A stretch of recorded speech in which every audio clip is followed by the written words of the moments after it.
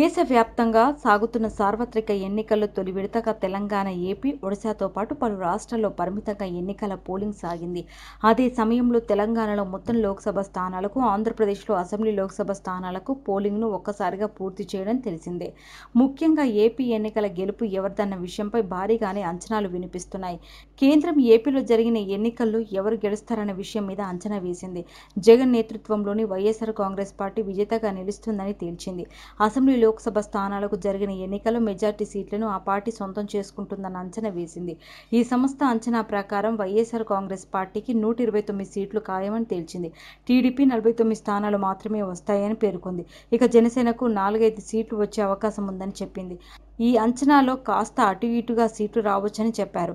లోక్సభ ఎన్నికల విషయానికి వస్తే వైఎస్ఆర్ కాంగ్రెస్కు 18 ఎంపీ స్థానాల్లో గెలుపు పక్కా అని అంచనా వేసింది. తెలుగుదేశం పార్టీ 7 ఎంపీ స్థానాల్ని కైవసం చేసుకునే అవకాశం ఉందని, జనసేన బోని కొట్టదని తేల్చింది. హాయ్ అండి, నేను మీ జబర్దస్త్ ఆటోపంచ్ రాంప్రసాద్. నేను మీ వరలక్ష్మి. హలో అండి, నేను మీ సుడిగాలి సుధీర్. హాయ్ హలో, నేను మీ కామెడియన్ కుమార్ స్వామిని. హలో, నేను మీ జబర్దస్త్ ముక్కా వినాష్. హలో అండి, నేను మీ చిత్రలేఖ. హాయ్, నేను మీ మచ్చి మాధవి. నా పేరు Thadivelu. Please subscribe to public talk TV. Please subscribe public talk TV. Please subscribe public talk TV. Please subscribe to public talk TV.